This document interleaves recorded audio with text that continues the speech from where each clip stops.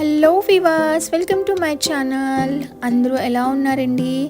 ఈరోజు recipe veg fried rice. నేను ఇంట్లో ఎలా చేసుకుంటానో ఎగ్జాక్ట్ అదే ప్రాసెస్లో మీకు చూపిస్తున్నానండి. ముందుగా మనం ఒక ప్యాన్ పెట్టుకోవాలి, దాంట్లో కొంచెం ఆయిల్ పోసుకోవాలి అండ్ కొంచెం ఘీ వేసుకోవాలండి.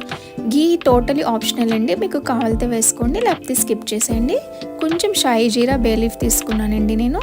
ఇవి కొంచెం వేగిన తర్వాత జీడిపప్పులు వేసుకోవాలి. జీడిపప్పు టోటలీ ఆప్షన్ అండి, వేసుకుంటే చాలా బాగుంటుంది. వన్స్ ట్రై చేయండి ఈ విధంగా.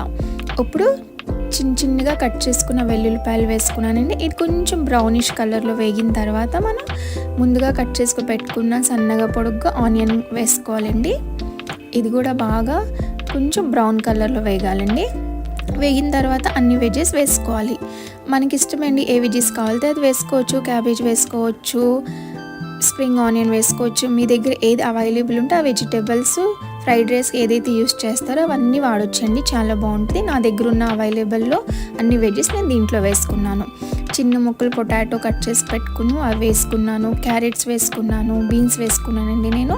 అండ్ పొటాటో కూడా టోటలీ ఆప్షన్ అండి, ఇది మీకు కావాలంటే వేసుకోండి, బట్ వన్స్ ట్రై చేయండి, చాలా బాగుంటుంది. తర్వాత పొడుగ్గా కట్ చేసుకున్న చిల్లీస్ వేసుకున్నానండి నేను, పచ్చిమిరకాయలు అండ్ కొంచెం పీస్ యాడ్ చేశాను నేను దీంట్లో. సో ఇవన్నీ వేసుకుని హై ఫ్లేమ్లో ఒకసారి బాగా ఒక 30 సెకండ్స్ వేయించుకోవాలండి. ఈ విధంగా వేయించుకున్న తర్వాత ఇప్పుడు సిమ్లో పెట్టేసుకోవాలి. మరొకసారి సిమ్లో పెట్టుకున్న తర్వాత దీంట్లో కొంచెం సాల్ట్ వేసుకోవాలండి. మీ టేస్ట్కి తగ్గ మీరు ఎలా తింటారో దాన్ని బట్టి మీరు వేసుకోండి. ఇది వేసుకున్న తర్వాత మిరియాల పొడి వేసుకోవాలండి. మిరియాల పొడి అండ్ సోయా సాసు, ఈ రెండు కంపల్సరీ వేసుకోవాలండి. ఇంగ్రీడియంట్ ఇవే మంచి టేస్ట్ ఇస్తుంది. అన్నీ వేసేసుకున్న తర్వాత బాగా వేయించుకోవాలండి. ఇది హై ఫ్లేమ్లో బాగా వేయించుకోవాలి, ఒక 30 సెకండ్స్ చాలు. నెక్స్ట్ నేను ముందుగా పెట్టుకున్న బాస్మతి రైస్ దీంట్లో వేసుకోవాలండి.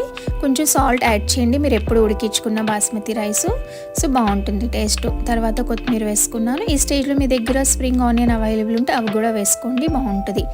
సో ఇవన్నీ వేసుకొని ఒకసారి బాగా కదిపేసుకోండి.